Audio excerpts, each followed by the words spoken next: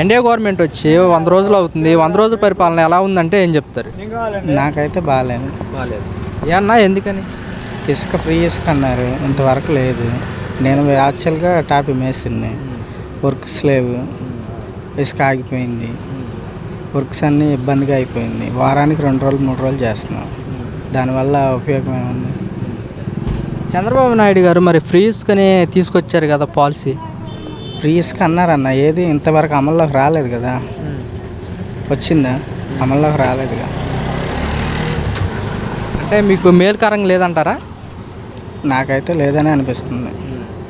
కాదన్నా, మరి మొన్న కొల్లు రవీంద్ర గారు కూడా చెప్పారు కదా, ఫ్రీ ఇసుక పాలసీ మేము తీసుకొచ్చాము, విడుదల చేశారు, మీరేం అందలేదని చెప్తున్నారు. అందలేదు కదన్నా, అందితే వర్కులు రన్నింగ్లో పడాయి కదా. మరి అందరికి పోగబట్టాయిగా వర్కులు లేని. అంటే అందరూ సక్రమంగానే ఇసుక తీసుకొని ఇల్లులు కట్టించుకుంటున్నారని చెప్తున్నారు కదా. మరి తీసుకున్న వాళ్ళకే తెలియాలి, వర్కర్స్కి మనకు తెలియదు కదా. ఇప్పుడు వాన్స్ ఏం చేస్తున్నారు, ఇసుక రావట్లేదని చెప్తున్నారు. ఎక్కడెక్కడ పనులే వర్క్స్ అని బ్రేక్ అయిపోయినాయి, ఉన్న పనులే బ్రేక్ అయిపోయినాయి ఇసుక లేదని. మరి ఏది వాస్తవం అన్న? ఉన్న పనులే బ్రేక్ అయిపోవడం వాస్తవమేగా. మరి ఫ్రీ ఇసుక అన్నది వాస్తవం అంటే మరి రావాలిగా. అంటే టీడీపీ వాళ్ళు ఏమంటున్నారంటే అందరికీ మేము ఫ్రీ ఇసుక అందిస్తున్నాము అని చెప్తున్నారు కదా. గవర్నమెంట్ ఏదైనా కావచ్చు, మాకు జరిగే విధానాన్ని బట్టి ఇప్పుడు ప్రెసిడెంట్ ఇసుక అనేది ఆగిపోయింది. అది ఆ గవర్నమెంట్ అయినా ఏ గవర్నమెంట్ అయినా ప్రజలు క్షేమంగా ఉండడంగా చూసుకోవాల్సింది. ఆ గవర్నమెంట్ అని కాదు, ఈ గవర్నమెంట్ అని కాదు. ఇసుక అనేది ప్రజెంట్ ఆగిపోయింది. అది ఎందువల్ల ఆగిందో, దేనికి ఆగిందో ఏంటన్నది కాళ్ళకే తెలియాలి.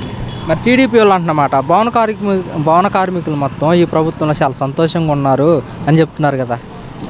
మాటలు చెప్పడానికన్నా వాస్తవానికి తేడా తెలుస్తుంది కదన్న. మాటలు ఏముంది, నోట్లో నాలుగు ఎటు తిరిగితే అటు తిరిగిద్ది. ప్రజెంట్ సిచ్యువేషన్ అనుభవించే వాళ్ళకి తెలుస్తుంది కదా. బెంచ్ సర్కిల్ దగ్గర ఎంతమంది ఖాళీగా కూర్చుంటున్నారు? వర్క్స్ ఉంటే కూర్చుంటారా? కూర్చోరు కదా. అయితే అన్న, జగన్మోహన్ రెడ్డి గారు మొన్న కూడా చెప్తున్నారు, పిల్లలకు బళ్ళు స్టార్ట్ అయినాయి, ఎంతవరకు తల్లికి వందనం వేయలేదు, మా ప్రభుత్వం వచ్చినట్టయితే అమ్మఒడి వేసేవాళ్ళం అంటున్నారు. అది కన్ఫామే. ఇప్పుడు దాని గురించే కాకుండా ఇప్పుడు చంద్రబాబు నాయుడు గారు చెప్పిన దానికి, తల్లికి వందనం దాని మీద స్కూల్ ఫీజులు కూడా పెంచేశారు. అంతకుముందు ఎల్కేజీ పిల్లవాడికి 10,000 12,000 ఉండేది, ఇప్పుడు 16,000. ఈ సంవత్సరం ఈ స్కూల్ ఫీజులు కూడా పెంచారు. నేను 2 పిల్లల్ని చదివించుకుంటున్నాను.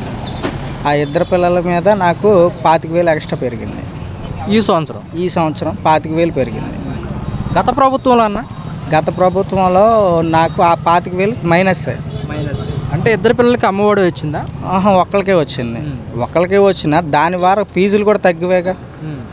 ఇప్పుడు 2కి ఇస్తానన్నారన్న దాని మీద మళ్ళీ ఫీజులు రేట్లు పెరిగిపోయినాయిగా. వీళ్ళు 15,000 ఇస్తానంటున్నారు, ఇప్పుడు ఒక ఫీజుకి వచ్చేపాటికి మనిషికి 20,000 చేశారు. అంటే 5,000 ఎక్స్ట్రా పెరిగినట్టేగా. అంతకుముందు 11,000 ఎక్కడ, ఇప్పుడు 20,000 ఎక్కడ? అంటే ఎంత ఇదయింది.